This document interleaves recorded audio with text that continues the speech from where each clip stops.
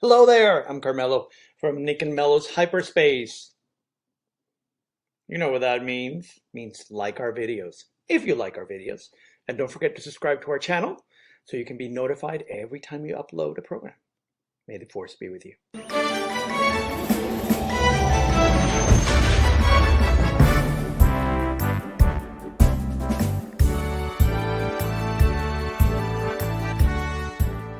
You are now entering Nick and Mello's hyperspace. Hello, I'm Nick, and my first memory of seeing Star Wars was getting Revenge of the Sith on DVD for Christmas and watching it with my younger brothers. And hello, I'm Carmelo, and my first memory of Star Wars was the trailer for the 1977 film.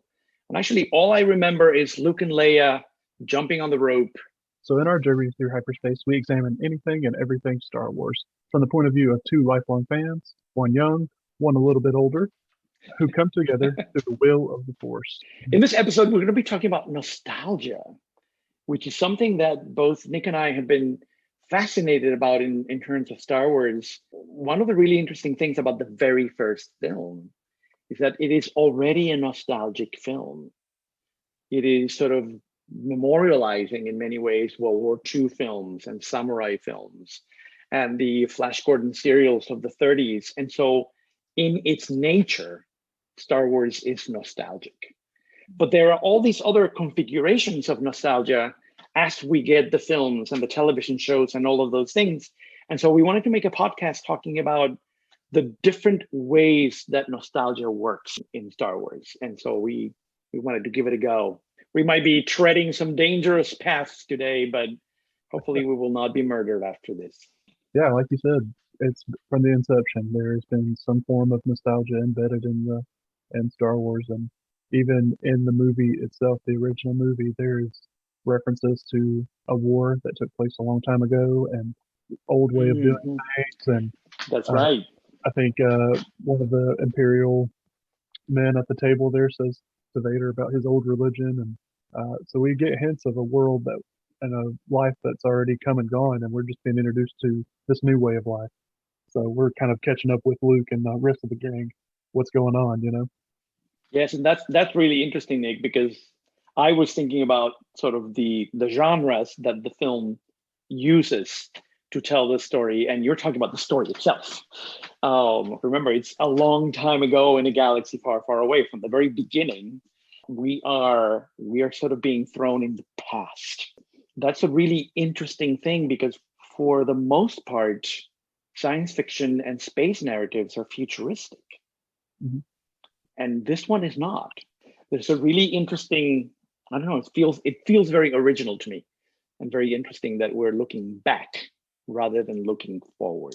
It's always a long time ago in a galaxy so far away, so this is kind of just like a collection of stories that we're kind of being told through orally, or, you know, I envision that, you know, like in the certain point of view, the Guardian of the Wills, they're writing down like the opening crawl. That's kind of how I envisioned all playing out. Like they're just sitting down writing all this stuff that's going on. One of the things that I think it's important to know is that, you know, when I first watched the first Star Wars, A New Hope, I didn't know Flash Gordon. I didn't know samurai films. I didn't know World War II movies, and I still enjoyed it. So it's not that the film requires nostalgia for it to be enjoyable, enjoyed by audiences. It's just that the elements of nostalgia are there for a certain audience to reminisce about the past. But I think it's important to state that if you don't know the connection, that doesn't necessarily make it less entertaining or less interesting. It's just that it's there. Because when I was 11, when I saw the movie, I had never seen a World War II movie. I never had.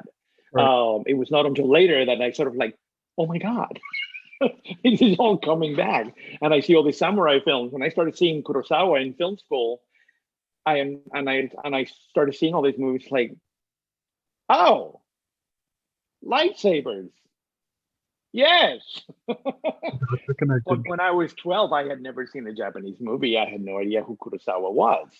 You know, earlier, like I mentioned with A New Hope, they brought in some elements like talking about Obi-Wan mentioning the Clone Wars and Everybody kind of harping back on the old days of before the Empire, and even I think some of the story decisions that Lucas made in the prequels, it kind of makes you think like, oh, this took place a long time ago. Like this is supposed to be like ancient history, and timeline wise, it's not quite ancient, but I guess for the audience purposes, it kind of makes it feel that way, sets it in, makes it more believable that it was a long time ago. And we really have no idea how long ago it was. Right. Right. No, I mean, maybe there were no humans on Earth when this happened. Right. I'm just being silly, but it's an important point that we don't know the chronology Right. of what that happened. I love that line in New Hope that Kenobi says, an elegant weapon for a more civilized age. Mm-hmm. And then in the prequel, we get that civilized age, which are the Clone Wars. But now we're getting the High Republic, which is a little more of the civilized age, but still you get the Nihil, still you get the Drengr, still you get all of this sort of conflict in the galaxy. So Kenobi is talking about a civilized age that actually never existed. And I've done some research on nostalgia, and a lot of people, when they think of something from their past, especially usually it's typically the childhood, they think of a time that is simpler, that is more at peace. Even in reality, it wasn't that way. It's more of our brain's way of saying, we're deflecting the current problems and just thinking about, a time when we didn't have these current problems. So I mean, that's really what nostalgia is. We're ignoring today and trying to think of yesteryear when we didn't have to pay bills or have to do, go to work or have conflicts with, our neighbors or whatever. It's just we didn't have as many struggles as we do now, or different struggles that we don't really consider because those problems are over. Right. If I could put my professor of humanities hat for a second, nostalgia is an ancient Greek word, and nostos, where the root of the word nostalgia comes from, it means missing home. Right. So it's sort of that cozy feeling of something that you had and don't have anymore. Right. But it doesn't mean that it's accurate. It just means that it's something that you miss.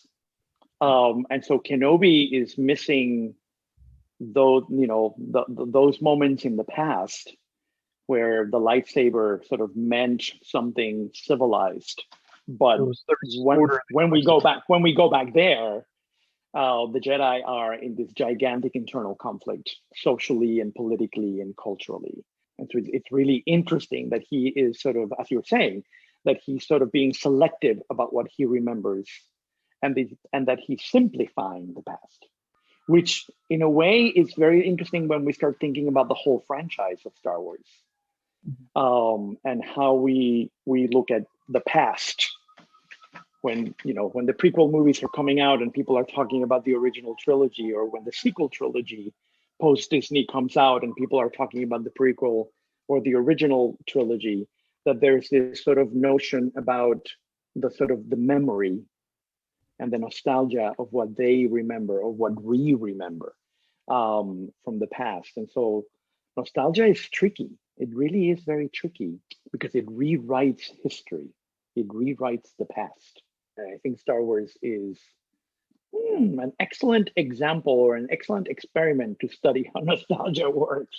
Something I wanted to talk about in regards to nostalgia is kind of this trend in this atmosphere that I noticed when Disney bought Star Wars, and we get all these new series and new films and comics and books and all just kind of thrown at us. And a common thread that I constantly see, and I guess the critique I would have is there's a lot of nostalgia, and nostalgia makes money these days. If you look around Hollywood, you see a bunch of reboots and sequels and remakes. So, of course, Disney was probably just being smart and saying, well, we can probably make a ton of money off of this, and I'm sure they have.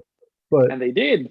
Yeah, sure, they're still making money. But yeah, that's one thing I've noticed in the Disney era. That do you agree, or? I do. Oh, absolutely, I do. I mean, the sequel trilogy in many ways is both trying to create new paths and trying to make connections with the past. at different levels of success. But the idea of nostalgia is most certainly there. Um, I always think of The Mandalorian as the nostalgia machine. Yeah. I always think of that show as finding ways of sort of, I'm going to use a contemporary word, of triggering nostalgia, Mhm. of moments where, like the ice bucket from Empire Strikes Back, that is the place where all the Beskar that is going to be given to Mando for picking up this 50-year-old person. And so there are all of these little moments where we are, that the narrative is finding ways of our making connections with the past of Star Wars. Even the appearance of Ahsoka is a nostalgic moment for all of those kids that watch Clone Wars and all of the adults that watch Clone Wars. And so there are these really, really interesting moments of television, of live action television in Star Wars, being purposefully nostalgic. The R5 unit in Tatooine, there are all of these little things that are there to make that connection. And maybe the same thing is happening with these new shows that are coming that we haven't seen yet. And you had mentioned something about that. I'd love to hear about how you view the notion of nostalgia in the upcoming shows.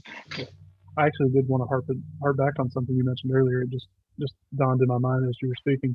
With these new films, they've kind of banked on nostalgia a lot. And I remember one of the first trailers. It may have not been the first one, but one of the first trailers for The Force Awakens that came out, and we get the last part of the trailer where Han and Chewie get to come up on the Falcon, and they say, "We're home," and We're home. have like grown men crying and and everybody in tears. And Yeah. I think the trailers they marketed it really well, and with all the movies that they hit those nostalgia beats of the John Williams music, the scenery. They knew what's going to get people to pay attention. I completely agree. And my idea of nostos as missing home, that's exactly what Han Solo and every single freaking fan in the planet is having in that moment. Because I think in the previous trailer, in the very first trailer, we see the Millennium Falcon, but from outside when it's flying on Jakku, being chased by the TIE fighters. But in that one, it's really interesting that you point that one out, because that moment is a nostalgic moment. Right. Is a nostalgic moment. And that's sort of part of the element of Star Wars, that it has to include that notion. And if you, like I said about the trailers, I've noticed this too when I've, we watch trailers a million times before we actually get to see the movie in theaters. But we'll remember those moments and with the music, gets you teary eyed and you get all excited. But then when you see the movie, it's usually out of context. It doesn't usually completely. Yeah, they're very good at marketing moments. Like The Rise of Skywalker did it the worst, as when C-3PO says, goodbye to all his friends, and then the music, and then you see the flashes of Luke and Leia and everybody, and you're like, oh. And then the movie is just like a throwaway line. It's like, oh, well. Right. It was supposed to be. It makes you think there's going to be some epic, changing sacrifice, and then it just kind of. And at the beginning of the podcast today, I said that my earliest memory of Star Wars is Luke and Leia going on the rope inside the Death Star during the trailer. And so it's really interesting when I watch New Hope now and I see that scene, I'm not thinking of the movie. I'm thinking of the trailer. Yeah. It's what triggers that moment is the trailer. Right. The trailer, which I remember seeing in a movie theater in Puerto Rico, and I'm like, what is this? Oh my God. And so it's interesting how nostalgia works, because it sort of creates certain memories, and they're sort of like impressed on your memory. That's what I was just saying. It hits home, and I mean, obviously that's their goal is for you to. Home is the word. Home is the word. And relive that with your kids or your family, your next generation of the family. So I remember seeing them again when I was putting my book together. Somebody created a compilation of Star Wars ads right before Force Awakens that were about the toys. And it was about sort of passing the torch from the older generation to the younger generation, about giving a lightsaber to your son, or taking your daughter to a toy store to buy things and she chooses a Star Wars character. And there were like 30 seconds ads that were all over television in 2015. And they're all about the nostalgia of the parent and of the sort of passing the torch to the next generation. And so once again, that notion of nostalgia sort of works for the preservation of the Star Wars franchise. Yeah. Now, do you have nostalgic connections to the prequel movies? I think so. Like I said earlier, Revenge of the Sith was my kind of introduction, so I'd say probably that one more so than the others. But Okay. honestly, I feel more nostalgic for the Clone Wars, is because at that point in Star Wars, I didn't really know much about the books and comics or anything like that coming out, so it was the films, and then Clone Wars came out, and it became the Clone Wars. It kind of kept me going and kept me interested. And I thought for the longest, we all thought that was kind of all we're going to get was the films and the Clone Wars TV show, and then the rest is history. But yeah, that was something that constantly was keeping me engaged and interested in. And all from the intro, and then the propaganda type narrator, war Right. on Ryloth, War on Ryloth.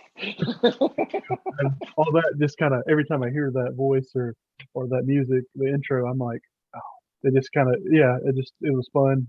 It was And one you of those, watched that when it was being broadcast on television. Okay. right. I would watch it Saturday. So it came on Saturday mornings, I think around 10 or 11 a.m.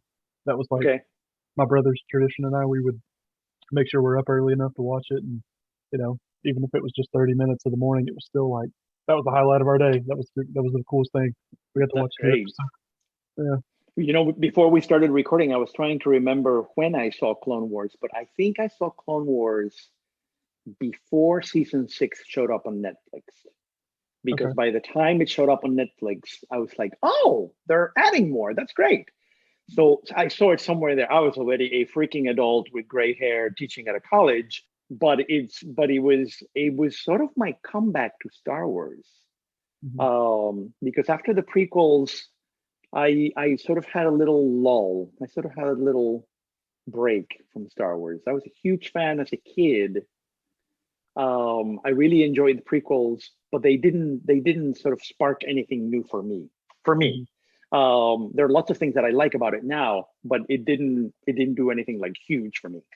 But the Clone Wars, the television show on Cartoon Network, that really did something for me, and it sort of reactivated my my fascination with Star Wars, which was always there, but it sort of had been in the background. And so for me, not really the prequel, but the Clone Wars was the one that sort of reactivated my nostalgia for that which I had watched way too many times when I was a kid. I think I have passed 100 times of the first film. And that is certainly a nostalgic. Watching A New Hope for me is always nostalgic. Always nostalgic. It's what happens. It's just what happens. It's funny, you mentioned that kind of reinvigorated your fandom, but watching that kind of made me want to go back and watch the prequels, and I would kind of connect the dots between things that they would reference or story beats that would kind of get pushed out a little more. Like we see Aura Singh briefly in a Phantom Menace, and I remember being like watching Phantom Menace again. I'm like, that's got to be Aura Singh. That looks just like her. Surely enough, it was, and we'd see. With Quinlan Voss in Phantom Menace 2. I'd say, oh my goodness. And of course, I don't think any of this was planned. They were just like, hey, let's use that. But, they kind of, it kind of made the prequels nostalgia for me because I was able to connect the dots and build something that was really interesting. Oh, I'm getting old. I was going to say something and now it went away. I can't remember. Anyway, it's not important. Or maybe it was important, but it's not important anymore because I can't remember it. Now, I mentioned earlier in the podcast about future shows. Yeah. about Ahsoka and Andor and Lando, which that will be a really interesting thing about how nostalgia will work with a character that, you know, shows up in the original trilogy, comes back, has a comeback in the sequel trilogy. Then we had Solo with him as a young man. There are, of course, lots of comics references to Lando, both in sort of Legends comics and in the Marvel series. And so I think in some cases the element of nostalgia will work in the new shows, and it will be interesting to see how they approach it, because they can't repeat the Mandalorian. You can't. That's not a formula. I mean, they could. It might be not successful, but I'm hoping that they'll do something a little more interesting. My thoughts on the new shows are cautiously optimistic.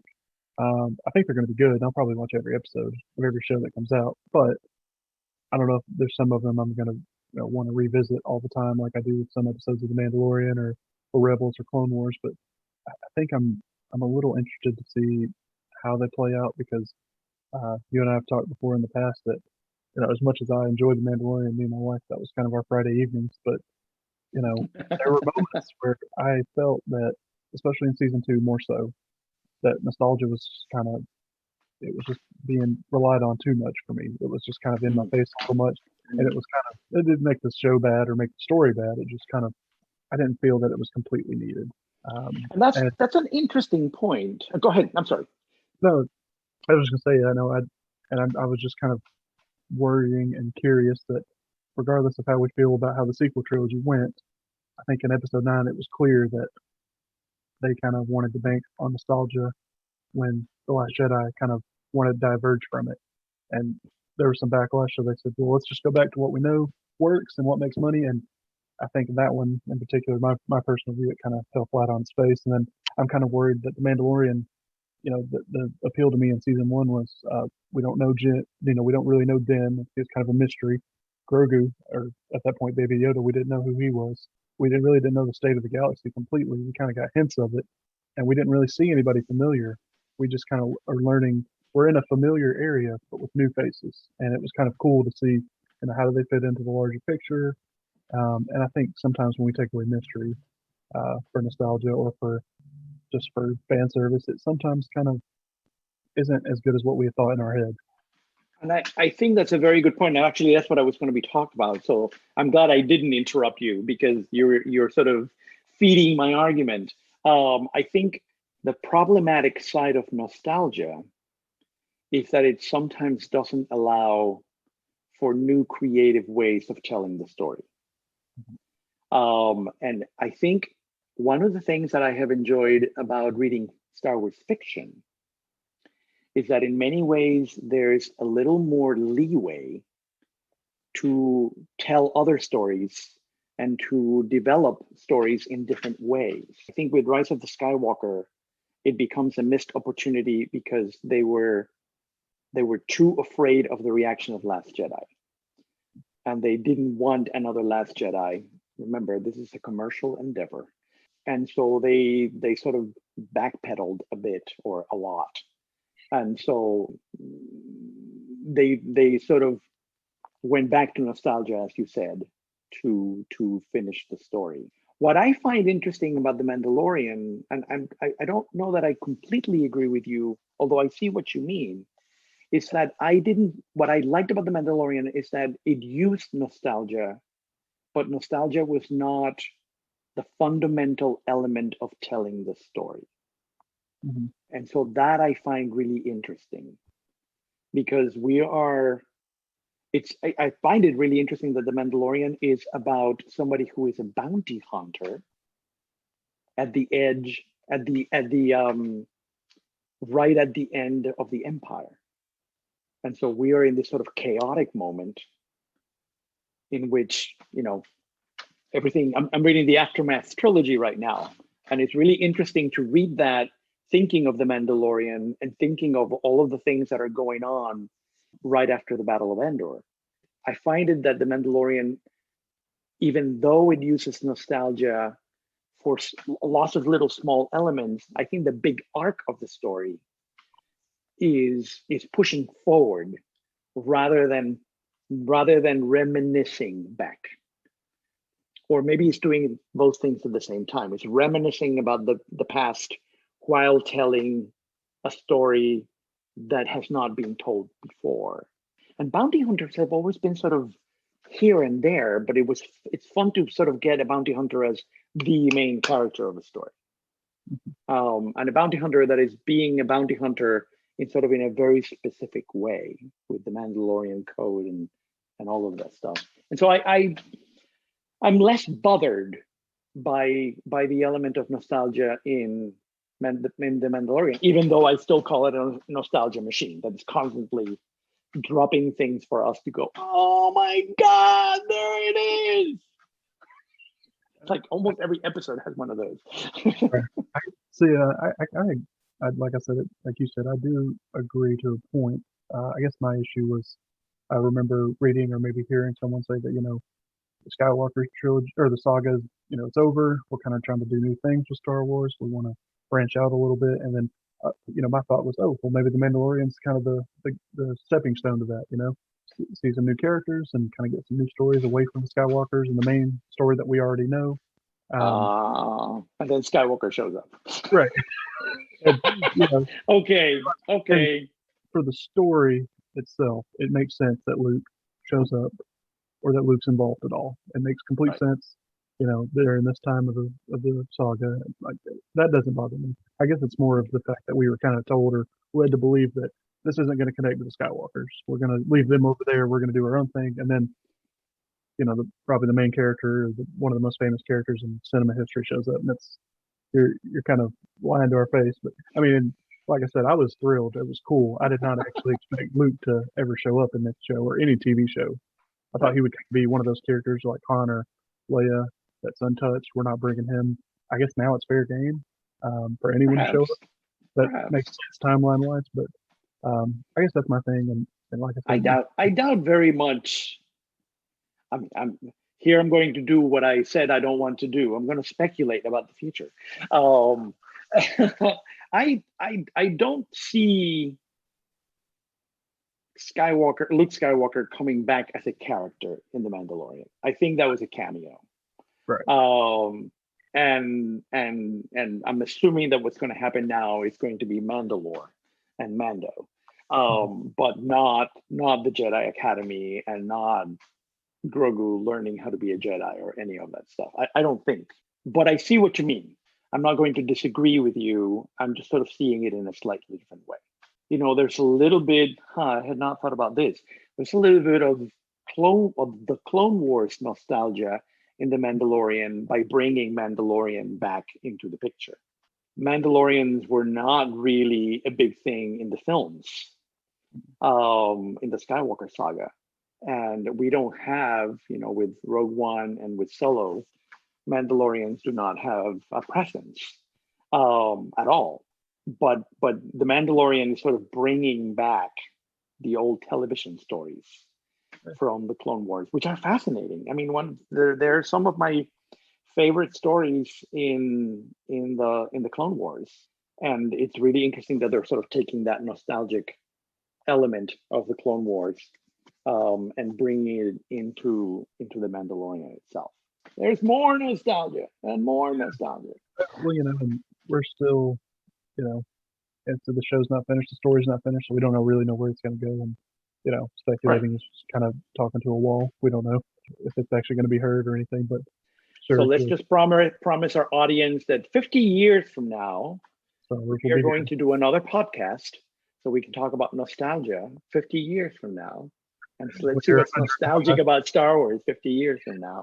I also said when the apocalypse happens, there's going to be a couple of things that we can count on. Cockroaches will be here, and Star Wars will be ranking on nostalgia. So, plastic cups and Star Wars. That's all that's going to be left. Yes. Thank you, Nick. This was fun. Thank you, audience. May the force be with you. Have a wonderful life.